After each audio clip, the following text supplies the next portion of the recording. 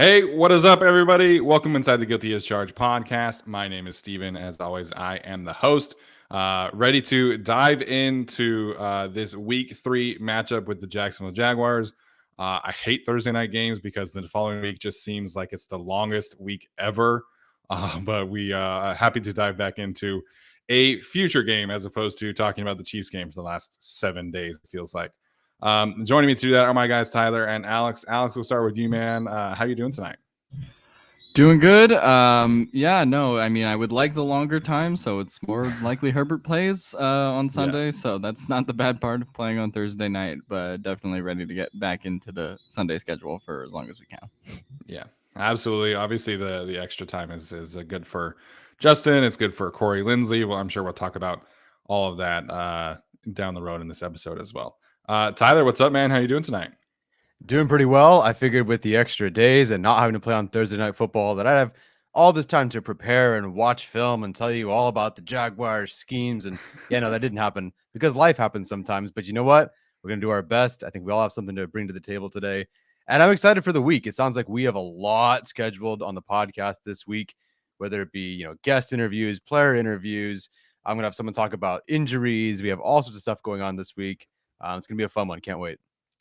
Yeah, it's going to be a busy week. We did consider kind of pushing this episode back until we had a firmer understanding of Justin Herbert and all the injuries and stuff like that. And then it was like, well, we have this and this and this and this. So you guys get us on Tuesday night as usual. So sticking with the routine. So like I said, we're here to preview the Chargers and Jaguars game. We, of course, will talk about Justin's injury as well as Corey's and how those two things will change things. I'm sure there definitely will be some schematic changes. But first and foremost, we are going to dive into the Jacksonville Jaguars offseason and be able to kind of revisit some things and make sure. I mean, everybody kind of knows about the Urban Meyer situation. And Alex is going to have some fun with that as well as talk about his guy, Doug Pederson. But we'll be able to kind of give some insight, hopefully, into really what you're seeing on a week-to-week basis from the Jaguars from a coaching standpoint, from a player standpoint, and do, like I said, a mini sort of mini deep dive as we do every single week. Do we have a – there we go. We have that. Nice. Well done, Tyler. This is one of my favorite parts of the week, every single week, seeing what Tyler puts into these things, and as well as the thumbnail. We got an appearance from Virgil Green on the thumbnail today, so I appreciated that shout out as well. All right, let's dive into these Jacksonville Jaguars, and Alex, we'll kick it off to you, man. Yeah, head coach Doug Pederson, familiar with that guy, a real NFL head coach, unlike the last guy they had. Less that's said about him, I think, the better at this point. But no, Doug Pederson, I think, has come into Jacksonville. He was me and Tyler's Coach of the Year pick when we did our picks. And I think the expectation was just, you have kind of a, proven head coach, who is going to kind of try to recover this Jacksonville situation as best as possible. And obviously it's a very small sample size, but through 2 weeks, the Jaguars have looked a lot better. Obviously, you talk about the win versus the Colts last week, but even versus the Washington Commanders in that loss, they just had a lot more opportunities for explosive plays with their offense that they run with Press Taylor and Doug Pederson. And I think we're just taking whatever the defense was willing to give them. And Urban Meyer in his game plans was a little bit less than flexible and tried to kind of play the same way every week versus you see Doug Pederson taking advantage of, what Gus Bradley is giving him with the Colts defense, what Jack Del Rio gave him, the previous week, drawing up underneath stuff for Trevor Lawrence as well. And you sort of have seen Trevor Lawrence blossom from that. So I think that is really the concern coming into this game, is that if you just looked at the Jaguars roster and you were like, okay, well, the Chargers roster, even with the Herbert thing, even with the Corey Linsley thing, assuming both those guys play, even if they're not 100%, I think the Chargers should be able to get through this one. But what really scares me is that, Jags have actual NFL coaching and, even a defensive coordinator in Mike Caldwell, who is kind of getting the best out of his defensive line play right now. Josh Allen, the Jacksonville Josh Allen playing really well. They're getting more out of Travon Walker. Arden Key is, a pretty viable, 3-man front that they have there. So that, I think, especially considering we don't really know about Corey yet, we think Trey Pipkins will play. We don't know what percent he'll be. That does scare me a little bit, not as much as some previous Chargers offensive line matchups debacle, but I do think the Jaguars being a better coach team, probably being a slightly healthier team right now than the Chargers, that is really, I think, the trap game, nature of this thing going into it. You talk about special teams as well. You have Jamal Agnew there. And overall the special teams for the Jags has been pretty good to this point. So I don't know what's going to happen regarding the coaching staff. But for me, I think what you just see is that the Jaguars are a very well-proven commodity at this point in their coaching staff with Doug Pederson and the additions they've made. Yeah, I'm a little glad that the Jaguars won last week against the Colts and beat them in pretty good fashion. So you don't overlook this opponent. Yeah, it's the Jaguars. It's historically like Rivers beat up team, but they played pretty well. I know they're 1-1. They didn't lose to a great team, but they did get 1-1, and they looked pretty good last week. And Trevor Lawrence right now, you looked at him last year in terms of did I watch Trevor Lawrence film last year? No. But in terms of the numbers, he was bottom tier down there with Wilson, with Fields. He's 7th in adjusted EPA per play right now, right in between Justin Herbert and Jalen Hurts after 2 weeks. And yes, that is after 2 weeks, so things can change. But their offense is 9th in EPA per play, and their defense is 4th right now. Even when the Jaguars were really good on defense, they really never had the offense to quite pair with their defense, and they made the playoffs and almost made the Super Bowl. Now, do I think the Jaguars will make the Super Bowl? No, but they're playing a lot better. Like, your quarterback is top 7, your offense is top 9, your defense is top 4. That's really, really good. So that's a real testament to the coaching staff. And then, of course, the additions we'll talk about in a bit. Yeah, there was that graph that I showed that I shared earlier this morning. When you're kind of weighing the EPA per play, DVOA per game, of course, from offense and defense and how that combines, and the Jaguars are in a higher quadrant than the Chargers are. So I think there's a lot of differences there, obviously, right? You're playing the Commanders and the Colts, and as opposed to the Raiders and the Chiefs, who I think are objectively better teams than what the Jaguars have played. But there's no question that the Jaguars have exceeded expectations. And I think this is a really smart offensive coaching staff. And so far, it seems like it's a really smart defensive coaching staff as well. But just a really great blending of styles and ideas on this Doug Pederson-led staff. Obviously, Press Taylor was with him in Philadelphia, was with Frank Reich last year in Indianapolis. But then you have Jim Bob Cooter, who actually replaced Joe Lombardi in Detroit. Jim Bob Cooter obviously has kind of bounced around a little bit, but he's been a quarterback's coach or an offensive coordinator or a play caller under Romeo Crennel and Brian Daboll, under Mike McCoy and Adam Gase. And so he's got this really, he's almost similar to like Shane Steichen, where he doesn't really fall under one tree. And because of that, he's got a lot of different experiences. And I think that's kind of paying off with what they're doing with Trevor, where, he still is kind of struggling under pressure, which we'll get to in a little bit. But they're doing a lot of smart things in terms of rolling him out, in terms of RPOs, in terms of quick releases. And then they're taking shots to Marvin Jones and Zay Jones whenever they can. So it's really weird to talk so highly of a Jacksonville Jaguars coaching staff, because even when they made the AFC Championship game, it was like, well, this is just kind of, your defense is like a top 2 or 3 defense. You're getting a ton of turnovers. But this coaching staff is off to an outstanding start so far for the Jacksonville Jaguars. Yeah, and I think the thing that they've really been able to unlock a little bit with Trevor Lawrence is kind of not to this extent, obviously, but a little bit of that Mahomes factor, where it's like, okay, we're going to take the explosive opportunities when we get the chance, but we're also going to go underneath, right? Versus I think the Jaguars offense last year was just very one-dimensional. Right? If something doesn't work, then it's kind of dead. Obviously, there are additions to that, which we'll get to in a minute, in Christian Kirk, getting Travis Etienne back. Like, of course, all of that stuff helps. But I think it's just from the top on bottom, like, they're just more sound offensively.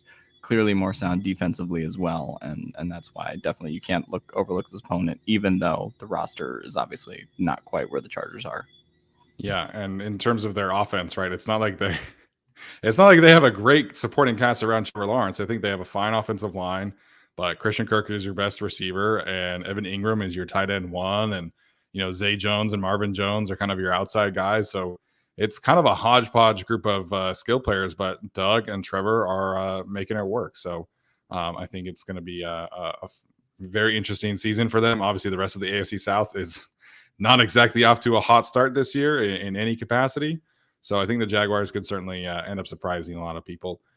Quick shout out, of course, to Tyler's mom, Mama Shun, for the big super sticker. Always appreciate that. All right, Tyler, let's dive into.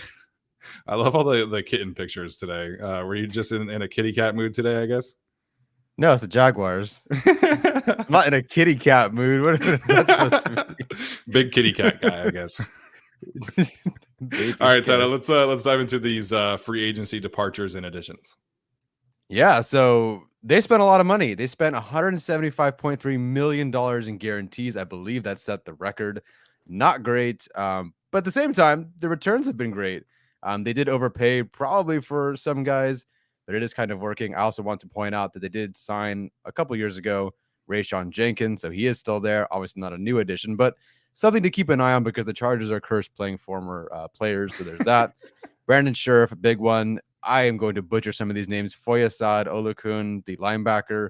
I put an asterisk there because this was a place that Kaiser White did receive interest from. Didn't go there.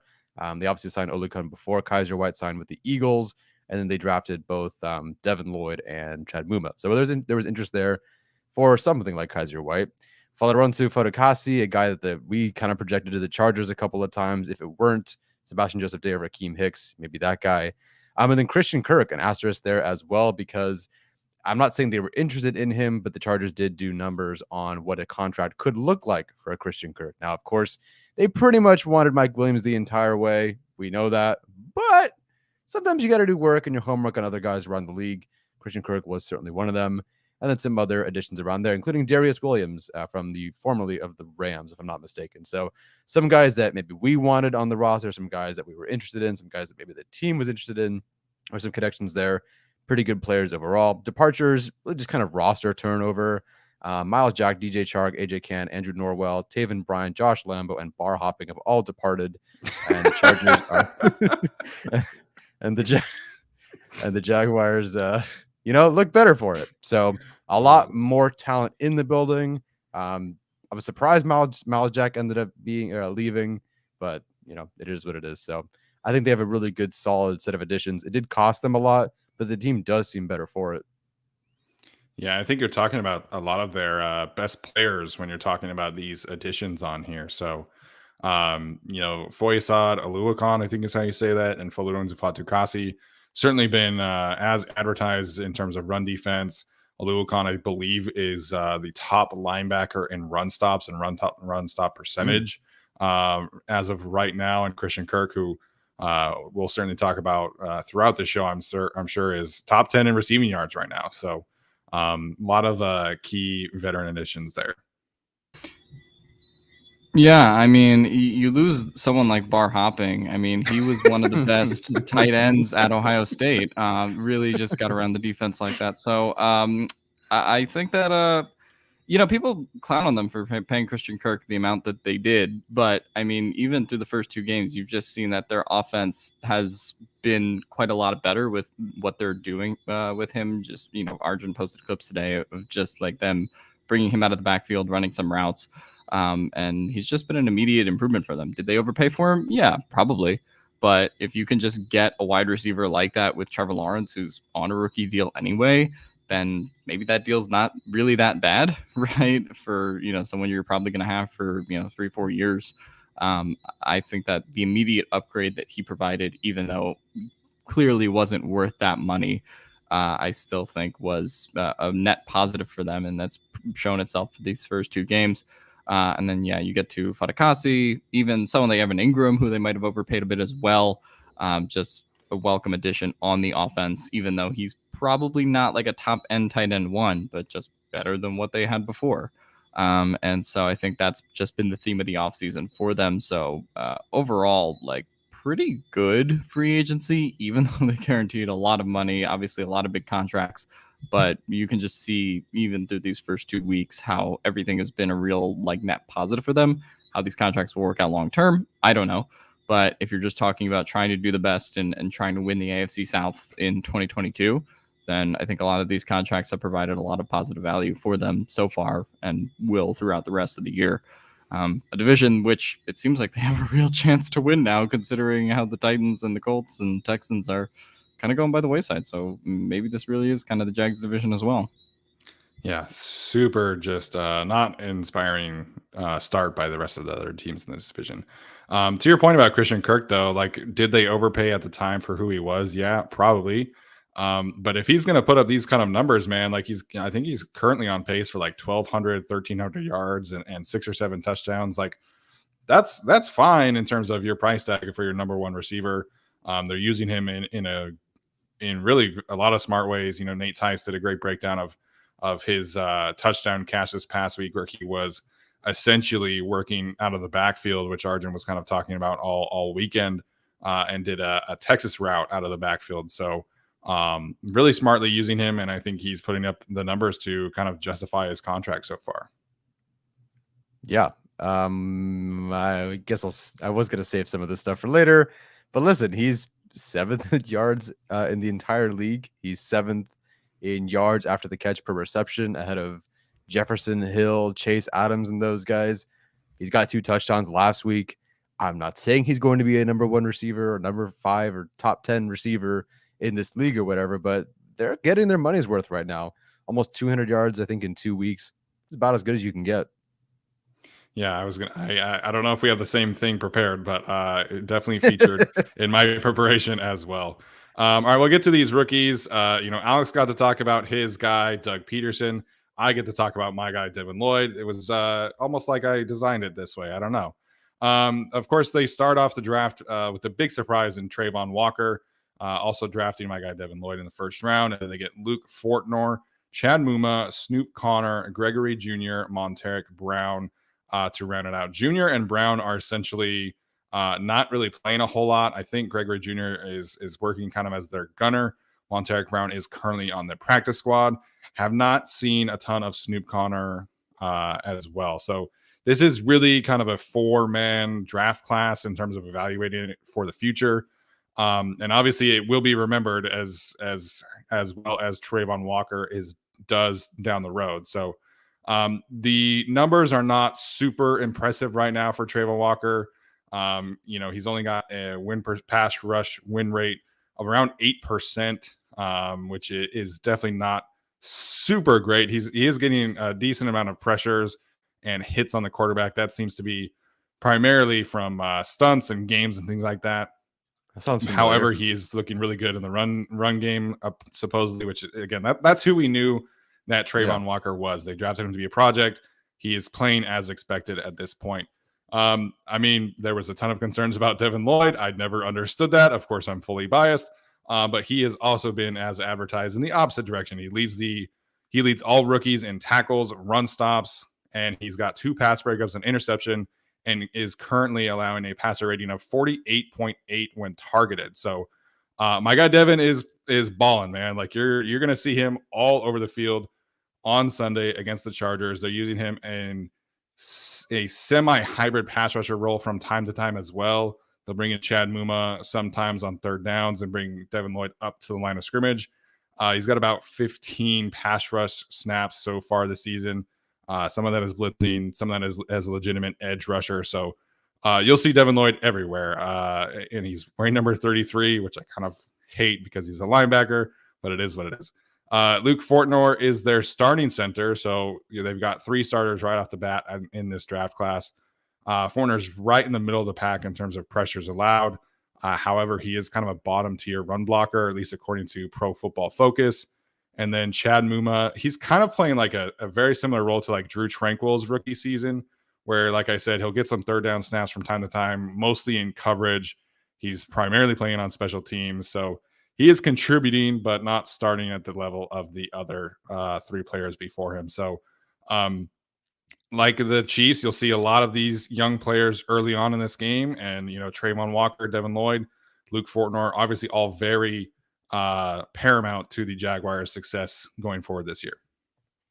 Yeah, really pretty solid group for the first four. Couldn't say anything about the next three because I just didn't watch them. But again, second week in a row, the opposing team has a group of guys, 1, 2, 3, 4, their first four, maybe even 5 picks that are contributing right now. Not that Fortner's, amazing right now. Not that Trayvon Walker's playing like a Aiden Hutchinson or whatever, or oh gosh, Micah Parsons did with the start of his year. But you're getting guys that are contributing in your rookie class. You're combining that with a pretty solid free agent class.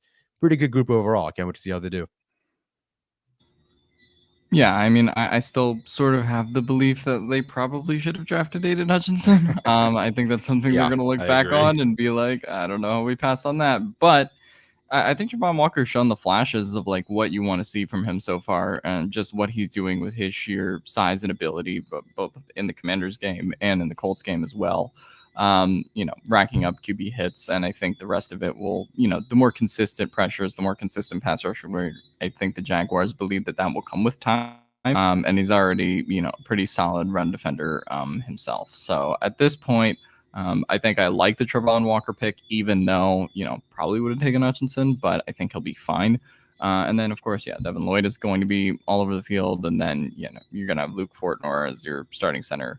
Muma at linebacker, just four real solid contributors. Shame that JT Woods and Isaiah Spiller can't see the field right now. Would like to see them contribute in some way. And that's kind of why the Jags and Chiefs draft classes make me a little jealous. But it is what it is. And, I'm just glad that other teams are getting value out of draft picks. I don't know. We'll have to wait and see about Trayvon Walker, right? Like, I don't think the Jaguars drafted him to be an Aiden Hutchinson type right away. But I think if they had Aiden Hutchinson this year, then I think you're talking about a legitimate playoff team because of the impact of their 2 pass rushers. So Josh Allen is fine. I wouldn't say he's like a star player or anything, but he's kind of in a very similar vein as like Uchenna and Nwosu was for the Chargers last year. And then Trayvon Walker, I think, again, you're looking for the flashes. You're looking for the dominance in terms of his traits. And so we'll see there, and you expect him to be a good run defender, and he certainly has. Mm-hmm. All right. So we cover the Jaguar side of this pretty extensively. We normally start our Chargers coverage in terms of previewing each week with the victory formation segment. We'll do that next. I do want to talk about just kind of the expectations surrounding the offense and what they potentially will do if Justin Herbert plays, if he doesn't play, and what that would mean for Chase Daniel, who we do expect to be the starter in case Justin Herbert is unable to play. So, Alex, we'll start with you, man. If Justin Herbert plays, what kind of adjustments are you expecting from this Chargers offense?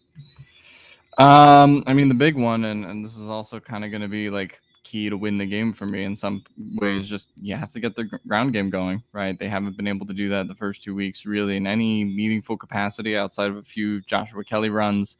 And so especially if Herbert is injured, or even in the case where Herbert doesn't play, well, especially in the case where Herbert doesn't play and you have to go to Chase Daniel, then you just have to get the ground game going because Chase Daniel is not going to throw you into a football game, right? So I think that is sort of the reality for the Chargers. As far as like adjustments, you're probably not, doing as much stuff where Herbert is like rolling out to his side and like even as pressures are coming in, he's, just avoiding them and making these like great throws. He probably has to stand back there and be a little bit more of a statue in the pocket, unfortunately. With that kind of rib cartilage injury that he does have, I do think his mobility is going to be a little less. So you probably, as much as people have hated the Joe Lombardi, like quick time Saint stuff, you probably kind of have to do a lot more of that now. Even though people, it's going to get worse and worse. But at this point, the Chargers don't really like have a choice to use Justin Herbert as this like dynamic weapon if he plays, at least for the next 3-4 weeks in the current state he's in while he's recovering. So, I think the keys are just, making sure that, obviously Keenan is going to be a big part of like the quick passing game if he's able to play. And, you sort of just kind of go from there. But definitely the ground game, just the running game needs to be better. Like, I honestly, whether you start Herbert or Daniel, if you're getting 2.2 yards per carry out of your running backs, like, it just becomes really difficult to win, right? And that has clearly limited the Chargers passing game from what it could have been, I think, in the first 2 weeks. So regardless of who's the quarterback, that needs to be better. But I think you're just going to see the Chargers do a little bit just even more methodical stuff than they have been doing. I think people want the deep shots. They want the deep shots, but with Herbert in his current state, then I think that they probably have to dial things back a little bit and sort of play a little bit more how they were against the Raiders than they were against the Chiefs, if we were to put it, in that kind of way. Yeah, I mean, part of the whole quick game, on top of just they just want to be efficient, is protecting Justin Herbert. And now that he's hurt, yeah, I don't really see how you can throw out those deep shots, especially if you're running the personnel that you are. We'll see what they do.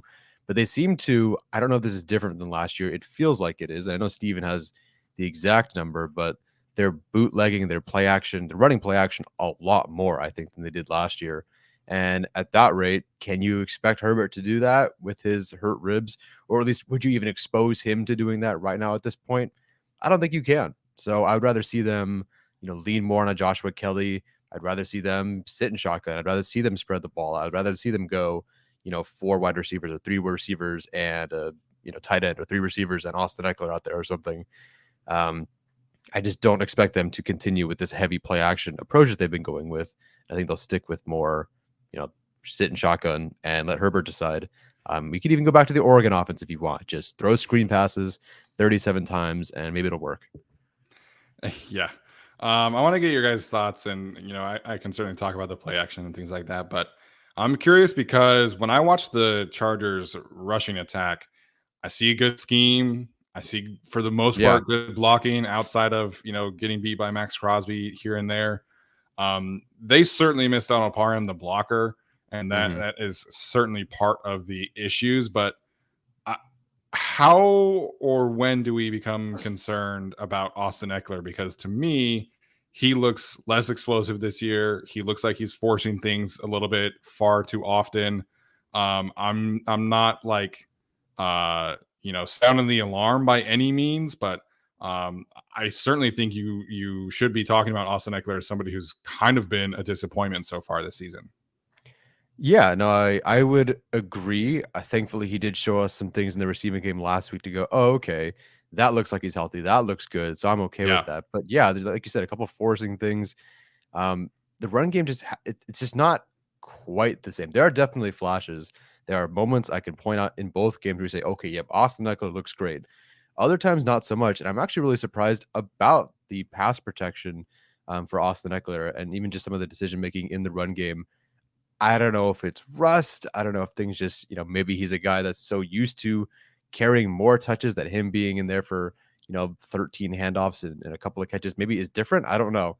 But I'm not ready to be concerned about him yet, but I'm ready to use him more in a role that seems to suit him better, which is as a pass catcher, and let Joshua Kelly do his thing. I never thought I would say, hey, let's give Joshua Kelly more snaps, but I'm happy to, because so far in a very small sample size, he's earned it. Am I worried about Eckler? No, but we're definitely not getting the same guy that we're used to seeing. And maybe that's why they did draft Isaiah Spiller and bring in Sony Michelle, because they knew maybe we're hitting a point with Austin Eckler. I don't know. Alex, your thoughts there?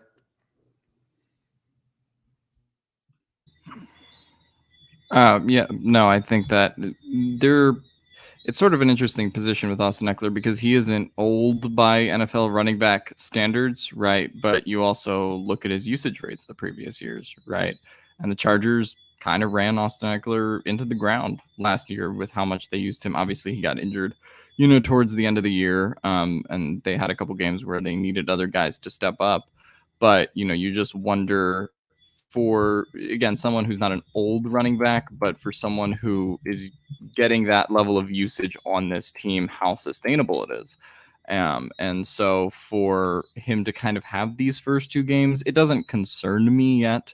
I still would need to see, like a prolonged sample size. If we're sitting here 3 weeks from now and we're talking about Austin Eckler having the rushing numbers that he's had through these first 2 weeks, then I think that you kind of sound the alarm, both regarding, some parts of the offensive line, some parts of the run game.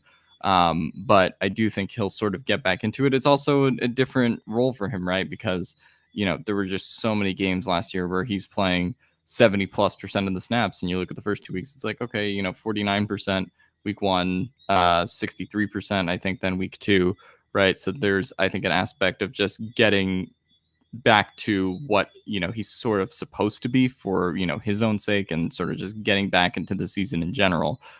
So I'm not going to necessarily sound the alarm on like Eckler's cooked. I definitely still think he has a lot left in the tank and a lot left to give the Chargers, but there just is that concern in the back of my head about like how much they've relied on him in the past. And as running backs do get closer to 30, like that, this is kind of what happens to them. So you just wonder if he's carried too much of the load to this point. And, that is probably why the Chargers did go get Sony Michelle, why the Chargers did go draft Isaiah Spiller, who unfortunately, is not playing right now.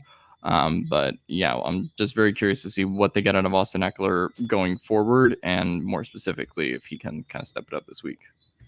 Yeah, Ty said earlier, I guess Austin Eckler told Peter King he had been or is dealing with some kind of hip issue. That's the first I've heard of that, and I read Peter King's articles every single week, so I'll have to go back and look at that. So I'm concerned about really just the lack of efficiency, as well as the lack of explosive runs from the Chargers rushing attack, because Joshua Kelly has 2 runs of 10+ yards, and that's it. That's the only 2 explosive runs that the Chargers have had in 2 games. So I see a lot of good things. The schematics of the Chargers rushing attack are, for the most part, very similar to what they were doing last year. They've added some twists to their counter game. They've done some like toss counter looks as opposed to just straight up under center counter looks. But there's a lot of split zone. There's a lot of inside zone. There's a lot of duo. There's a lot of outside zone. So for the most part, it's about the same as what they were doing last year.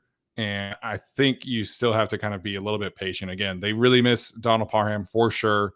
I think you have Gerald Everett, who is a serviceable blocker, but you're missing a legitimate good blocking tight end in Donald Parham. So I'm not, like I said, not pushing the panic button yet in terms of the rushing attack, but the seed of concern is definitely being there. So in terms of this particular game, if Justin's playing, I hope they are doing a lot more shotgun opportunities for him to be able to kind of just sit back there, read the defense, not have to turn his back so much to the defense. So as it pertains right now, the Chargers have run play action drop back looks on 33 of Justin Herbert's dropbacks.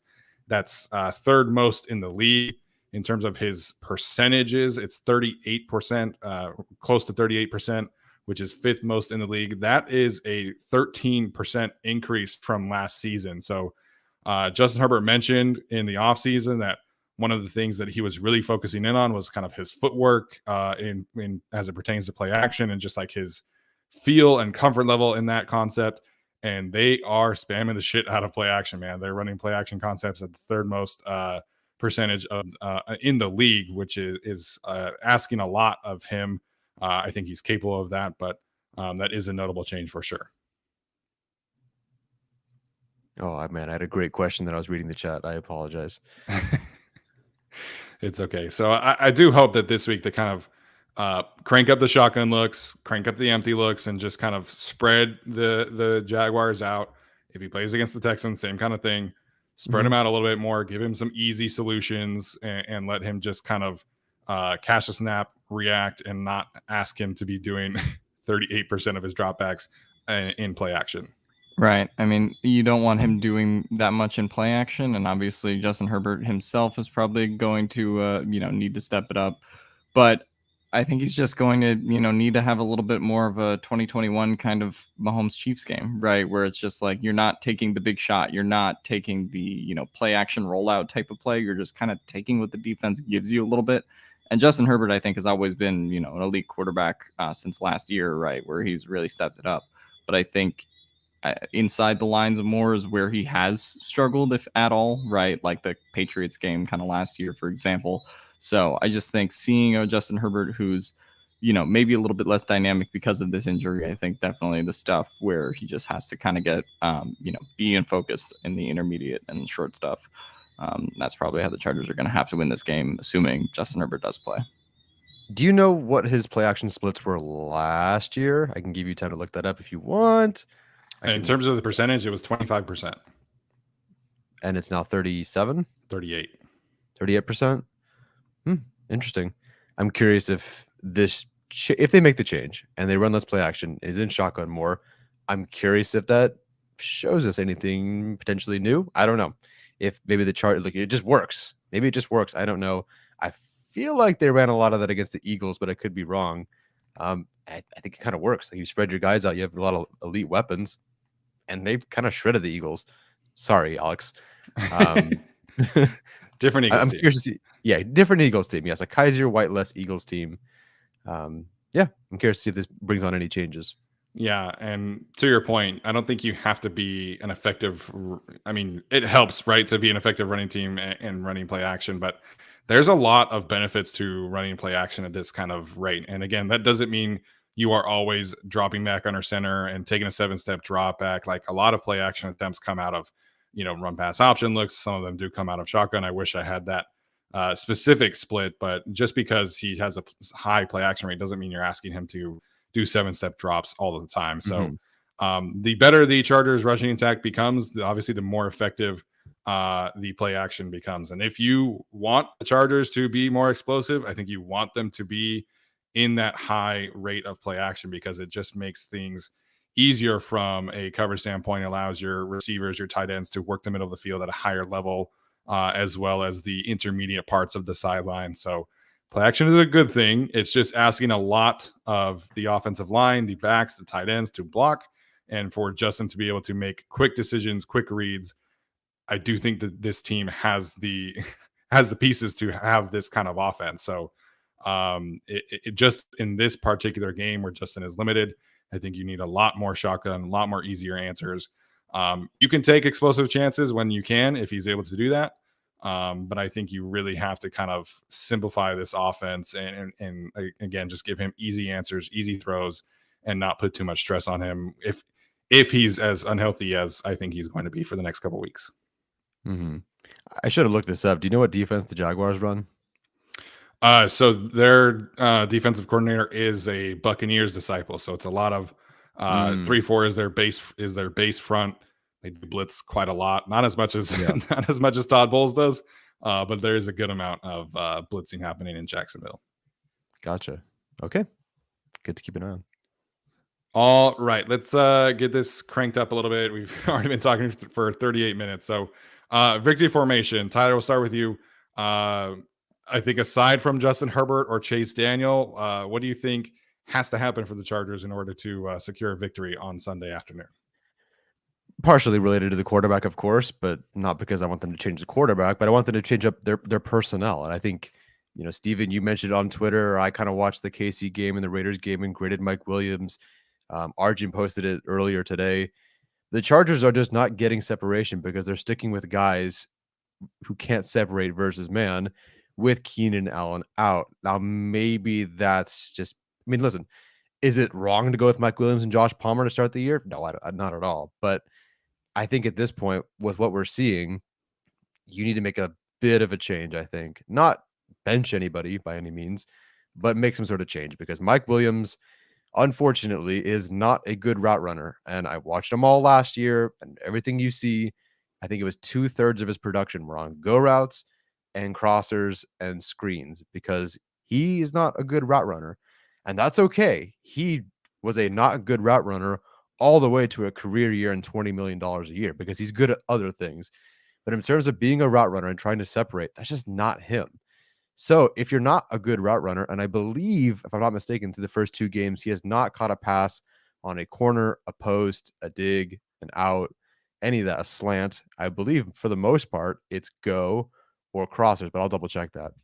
So if you can't get him to do that, what are you going to ask him to do, right? You have to ask him to win with his athletic profile. So that's curls, curls and comebacks because he's a big guy, and crossers because he's got that long stride, and then inefficient, go route and fade.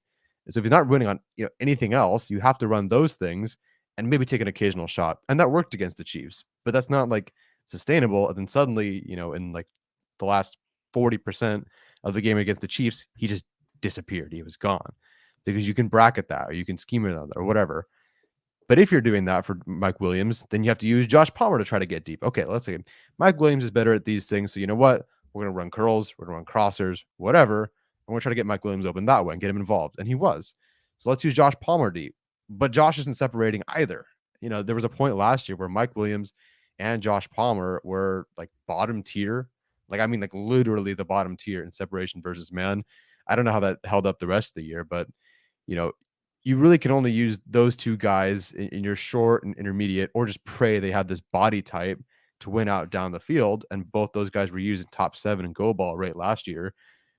But that's like kind of it right now. Josh Palmer's been a bit of a disappointment. Mike Williams has been what we expect him to be, which is good at something, just not great at others. So that you do that, you take Jalen Guyton completely off the field for some reason, who's not really great versus man.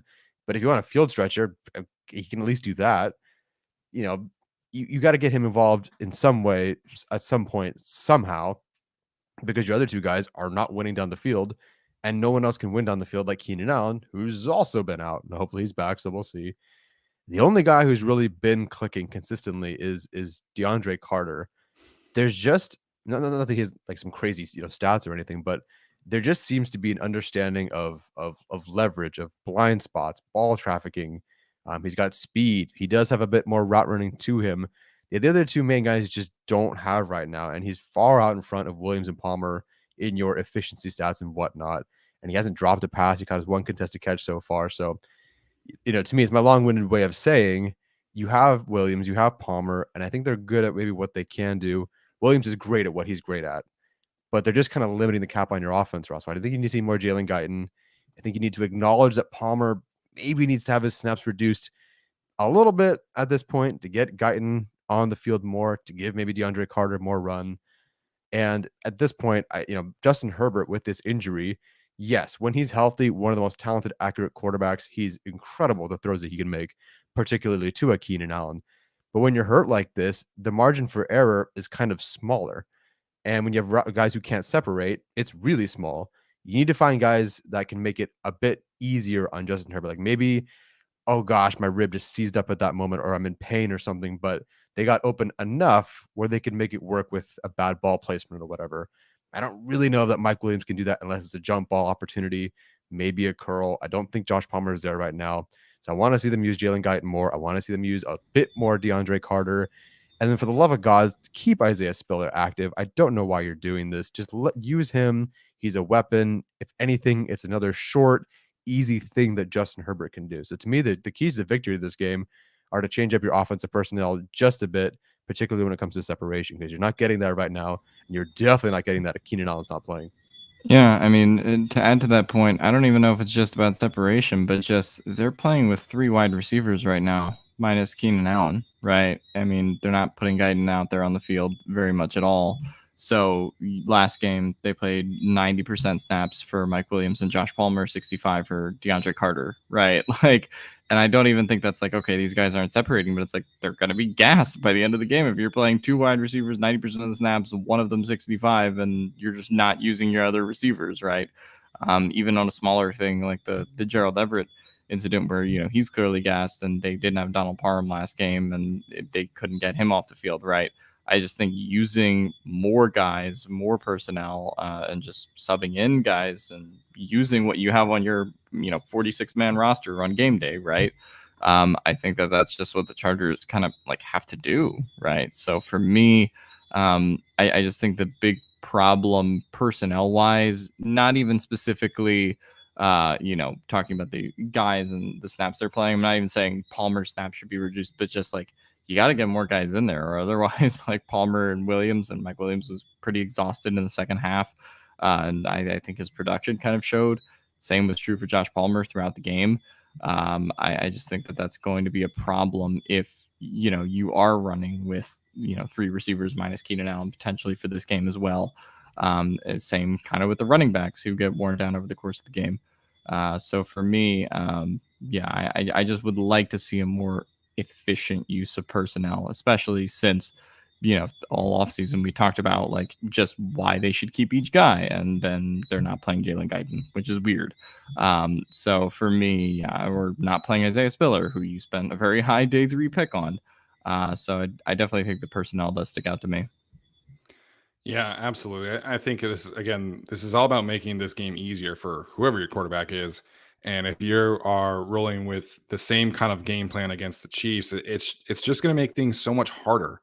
And Brandon Staley has said that they will be hunting explosive passes, explosive plays all over the place. And yet that game plan that they had last week is the opposite, right? They were not hunting explosives. They were just trying to wind the clock and keep Mahomes off the field. And it worked to a certain extent for sure. But you cannot say that you are hunting explosive plays and then have your only speed threat on the sidelines, except for blocking apparently for DeAndre Carter. So shout out to Jalen Guyton, man. I think he absolutely deserves props for the way that he came in and blocked for those swing passes, because that is certainly not an easy task to do. Regardless. Really quickly about DeAndre Carter. I'm sure Alex is going to love this. So DeAndre Carter, let me filter out the tight ends. Hold on one second. And the running backs. Sorry.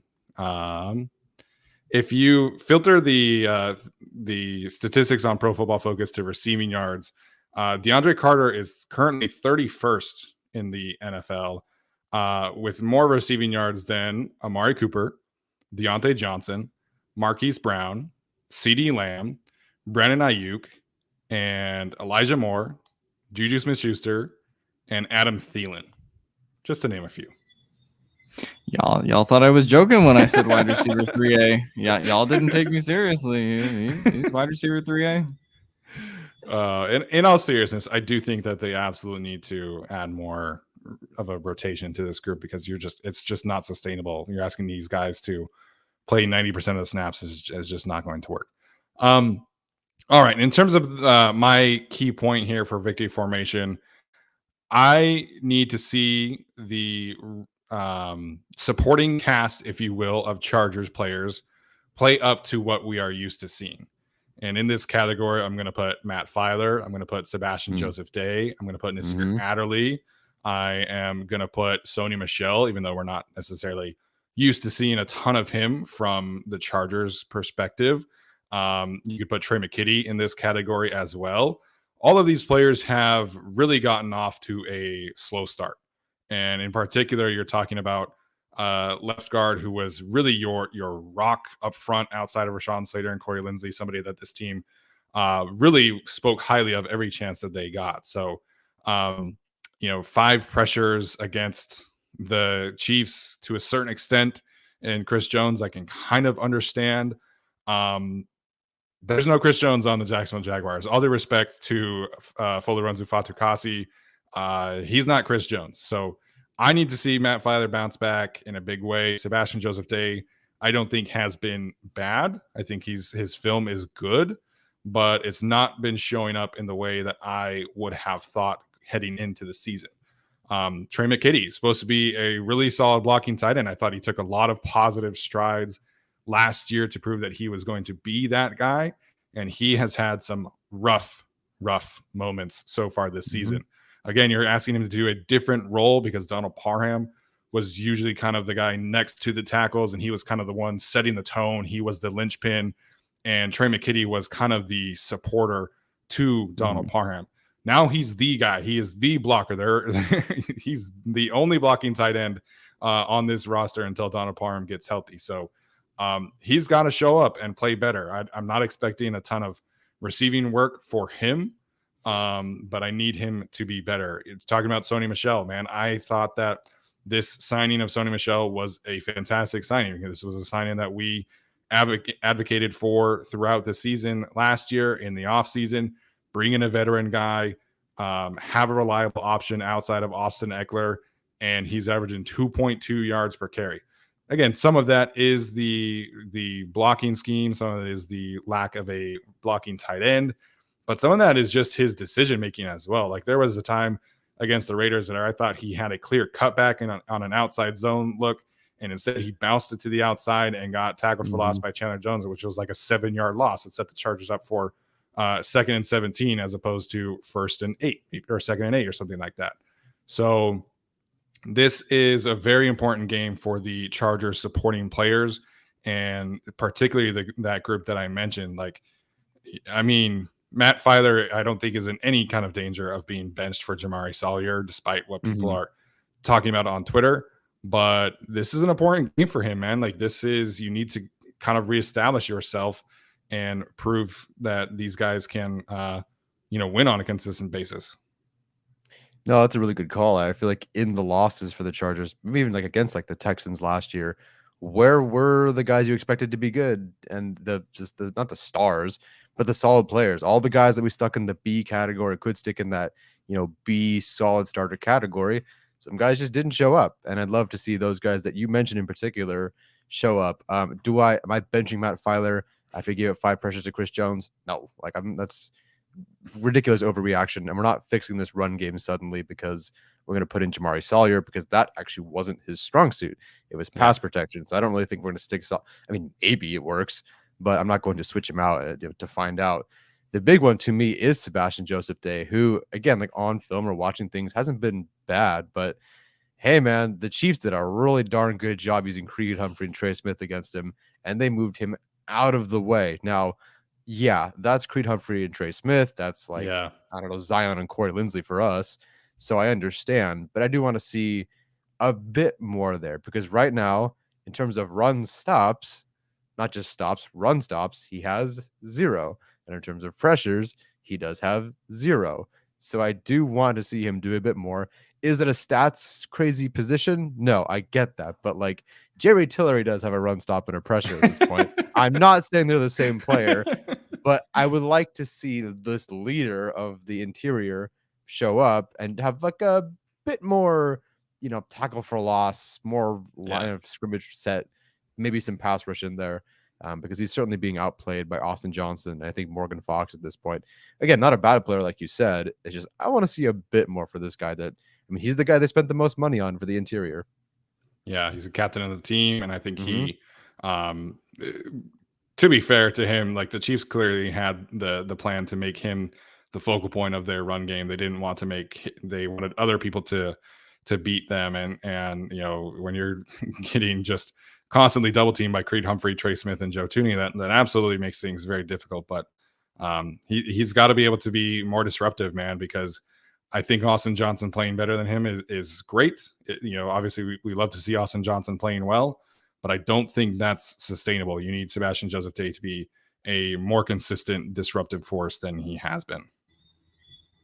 Yeah, I think you need a little bit more, obviously, than what you're getting from the defense right now with Sebastian Joseph Day and all these guys.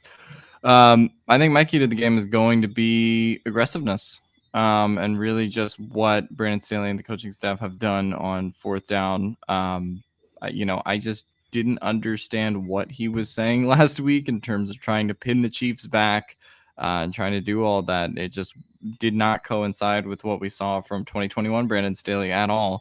Now, okay, there's like the point that, okay, we're playing the Jaguars and, maybe you don't need to be as, uber aggressive, but Doug Pederson is a guy who goes for it a lot, sometimes more than he should. He's up, 14, 17 points last week, and he's still taking that 4th and 1, that 4th and 2, in Indianapolis territory, which, led to another touchdown drive for them. So for me, you kind of got to fight fire with fire this game, especially with how the Jags are playing. Now, if you get a big lead, that turns into another discussion. But for me right now, I just have not been thrilled about the Chargers' decision-making process these first 1 or 2 games, and would just like to see the Chargers keep the pressure on the Jaguars, because they are the better team and they should win. But aggressiveness can definitely swing the game in favor of whichever team takes more advantage of their chances, and it's another chance to also get more momentum, right? In a sense, right? If you are a team like the Chargers who's kind of struggling to find, obviously the total offensive numbers are good, but just trying to find an offensive rhythm. If you get one big 4th down conversion, you keep the Jags defense out there a little bit longer than it needs to be, or a little longer than it should be, then I think that's just another way that the Chargers can kind of get this thing clicking a little bit better. So again, it's the Jaguars. I don't know, how competitive they're going to be early on in the season here. The Chargers have the better roster on paper, but I would just like to see more aggressiveness than I have been seeing, especially because Staley, has proclaimed to kind of follow the Staley doctrine. And I think especially against a team that's coached by a really aggressive guy and Doug Pederson, I think that Staley kind of just needs to match that energy this week, especially if the game does kind of remain close for a while, considering the Justin Herbert situation, or if Chase Daniel is indeed starting. Yeah, I can't remember who, but I want to say it was somebody from the Ringer posted this graphic of win probability lost by being passive or conservative on fourth down. And the Chargers were like fourth on that list. And obviously that's not where you want to be. That's not where Brandon Staley was last season. And listen, like I understand everybody's kind of shitting on Joe Lombardi, but the lack of aggressive nature on fourth down is absolutely affecting his ability to call plays effectively. And you look at what happened in the middle of the second quarter, the Chargers are driving at 17-7. You have a chance to, get up by at least 13 points, if not more. Whether with what you are able to do on that drive, the Chargers get to a 3rd and 1, and they called a play action, long developing shot downfield. It didn't work. Justin Herbert rolls out to his right, gets sacked for a 2-yard loss, and the Chargers punted in Chiefs territory. And to me, that shows like where the disconnect is with the fourth down decision making and how that affects Joe Lombardi's ability to do his job the right way. Because there's no way in hell you call a 3rd down and 1 deep shot unless you know you are going for it on fourth down. That's just not how people do business in the NFL. Like, you call that shot play knowing, hey, I have this fourth down play in my back pocket. Let's be aggressive here and let's try and hunt an explosive play. It didn't work. And then Brandon Staley decided to punt. And that's happening 3 or 4 times a game. So I'm not trying to, defend Joe Lombardi here or whatever, but the disconnect on the fourth down decision-making from Brandon Staley is absolutely playing a role in the way that Joe Lombardi approaches games and calls games.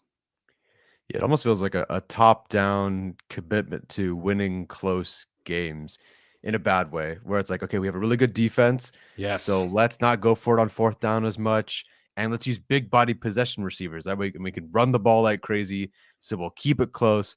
We'll win close. Like, it almost feels like Anthony Lynn's wet dream. Like, we're going to freaking play defense. We're going to run the ball. We got big old receivers.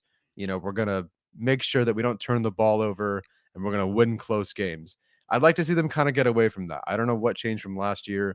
I guess the offense is generally the same, but some of like everything around it just feels like now we're trying to make sure we close out these close games rather than just slaughter teams or put up, one more touchdown than we could last year, even though they are 4 points per game better through 2 games than they were last year. Yeah. All right. We'll move on here to some of our key matchups as well as our bold predictions. We'll go a little bit quicker here because we've been talking for quite a while.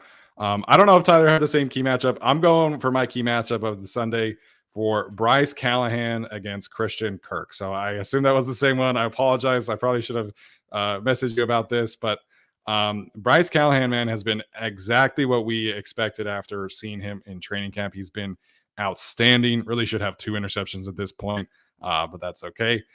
He's did not allow a single completion last week when in coverage against Juju Smith-Schuster and Sky Moore and that whole crowd.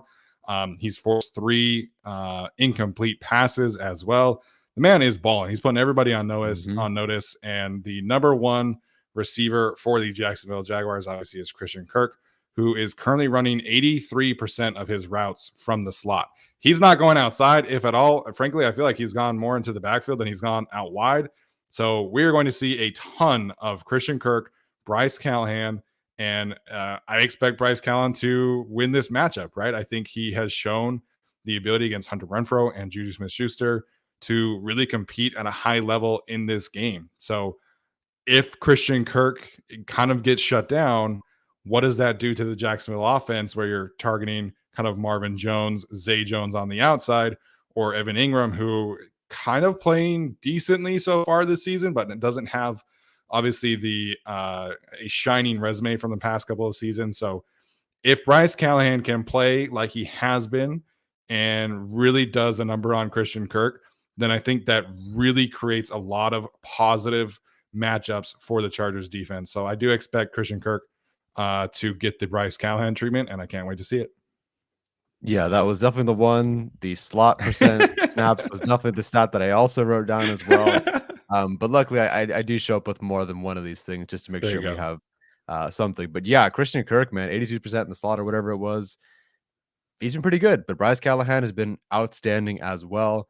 It's not quite best on best, but in terms of like who's been the best pound for pound DB, okay, maybe it's Derwin James, but still, Bryce Callahan has been pretty freaking good.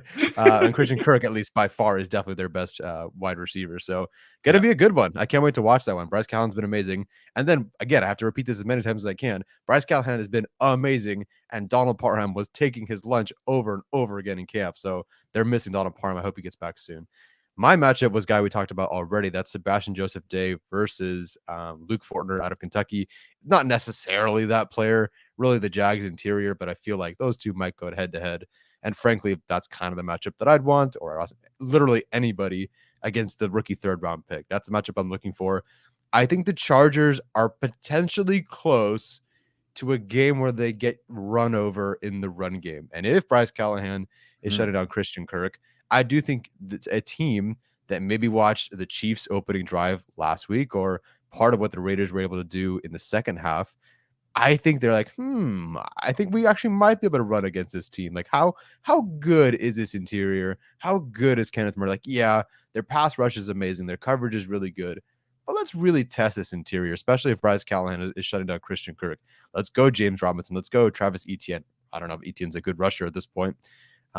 But I'd be curious to see if they do test them. And if they do, I hope Sebastian Joseph Day and really all these interior guys are able to step up.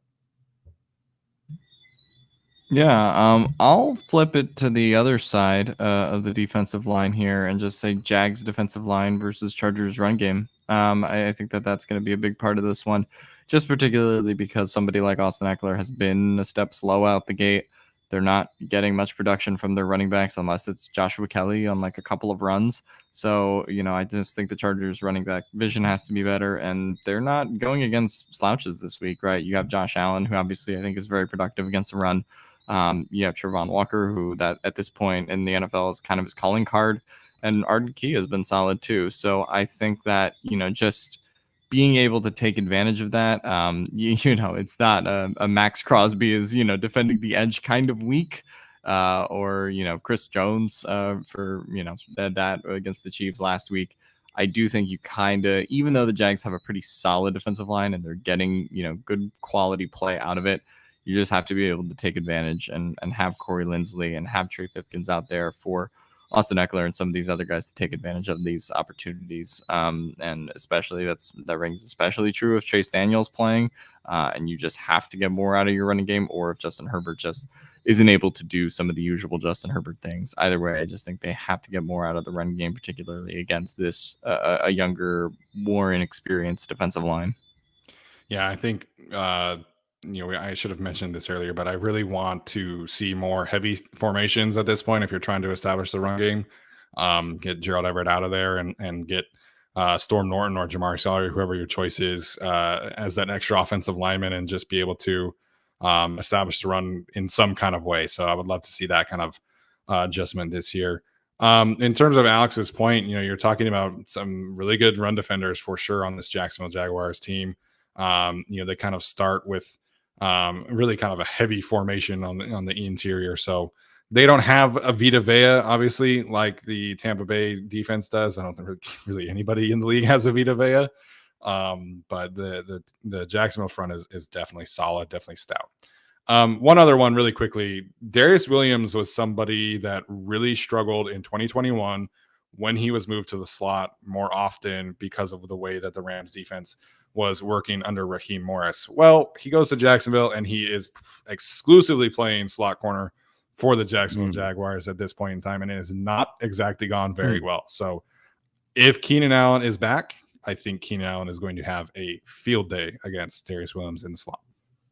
I didn't realize they were putting him in the slot. That's certainly not what I would have done if we had signed him. So, okay, whatever. Yeah, he has logged 2 snaps on the outside and 74 in the slot. Who's their outside corners? It's Tyson Campbell and what's his name? Shaquille Griffin. Okay. All right, sure. Put him in the slot. Thank you. I'll take it. All right, we'll get to some of our bold predictions here. Alex, we'll start with you, man. What's your bold prediction of this Sunday? I'm just gonna will it into existence. Jalen Guyton, more than 8% snaps played. But no, seriously, I think this is the week they probably try to get him back in the mix. I think they have to. I'll say 2 receptions, 50 yards, and a touchdown. I would be so happy with that, man. I really would. Yeah, that's awesome. Pass on me. I don't know yet. You don't know yet. Okay. Go, Steven. I do think the Chargers run game gets back on track in this game. And I think it happens on the shoulders of Joshua Kelly. So I think that he has really earned the right to more touches. And I think if, the Chargers ever decided to get into kind of a hot hand approach, I think that would be Joshua Kelly. I think they're going to try and protect whoever is playing quarterback. So I think I'm going to say Joshua Kelly over 60 yards rushing and a touchdown on Sunday. All right. That's a good one. I'm going to go. You know what? I'm feeling hot with Gerald Everett. Last week, got laughed off the field, but I'm going to go with it. So Gerald Everett leads all players in receiving yards on Sunday. Well, of the 2 teams, not every team. Of the 2 teams. Yes. Gerald Everett going for like 150 and 2. No, I could see it. He played fantastic. I know everybody's kind of roasting him for the interception, but they do not. Awesome. They're not even in that competition on Thursday without Gerald Everett playing the way he did. So he forced 3 missed tackles against the Chiefs, which is already as many as Jared Cook did all last season. Okay, so I don't know if you're joking or if you're actually serious. No, I'm dead serious. Jared Cook forced 3 missed tackles last year. Gerald Everett forced 3 on Thursday night. Woo! Wow, well, that was easy. That one was easy. All right. Do we want to do score predictions now or just or wait until Saturday? We have to see who the quarterback is. I'm not doing a score prediction without that. Fair. I think that's totally fair. We'll do score predictions on Saturday then. So Holden says, as a sign of faith, I'll be flexing Kelly in fantasy. I would not advise that unless you don't really have any other options, which I don't. So I might pick him up and draft pick. Yeah. I mean, at this point, you might want to flex Horvath over Kelly. That's what I'm saying, man. You're guaranteed that 1 touchdown every game. Yeah, guaranteed 7.1 points in PPR. Just a 1-yard touchdown, guaranteed. Should be fun. All right, well, that's going to do it for us tonight. Tomorrow afternoon, we'll be having the More You Know segment with a great Jacksonville Jaguars podcast. I'm really excited about this one. We'll have Chargers Analytics with Arjun on Thursday. It's not going to be a live broadcast, unfortunately. Arjun does have an exam he has to get to right at the same time as we usually record. So he's going to record that tomorrow, upload it on Thursday. And then on Friday, we are potentially going to have an interview with a Chargers player. So stay tuned for that one. And then Saturday, we'll have our usual Q&A and game predictions and game picks and things like that. So lots of great content coming your way this week. Hopefully, Chargers bouncing back in a big way as well on Sunday. Tyler, any final thoughts before we head out tonight? Yeah, I'm looking to sell my tickets, and I think I'm waiting to see if Herbert's playing or not. So we'll see. I don't know if you're doing the same thing, Steven. So I might see you on Sunday. I might not. We'll see. Yeah, I respect obviously anybody that's going to this game, and if I lived in the area, I still probably would be going with my tickets. But if Justin Herbert does not play, I'm not spending gas money and hotel money and driving down and watching that. So. We'll see. I'm pretty sure that Justin is going to play. I just don't know what version of him we will be getting. Alex, any final thoughts, man? No, I mean, just I obviously it's not a must-win game at this stage in the season. But I mean, the schedule only kind of gets harder after this stretch of Jags, Texans, Browns. So Like, you got to take advantage of these, games to win, which is why I don't, necessarily think you can sit Herbert and, go from there. But for me, I just hope that the Chargers kind of come through, get the win, and get back on track, even though they didn't go far off track last week in the loss to the Chiefs, but could have been better. Yeah, absolutely. I think that is the important thing to talk about. Still a lot of games left to play this season. Lots of positive future ahead for this team for sure. All right, that's going to do it for us tonight, guys. Appreciate the chat tonight as well. And if you're listening, please make sure you leave us a rating or review. We always appreciate that. All right, we'll see you next time.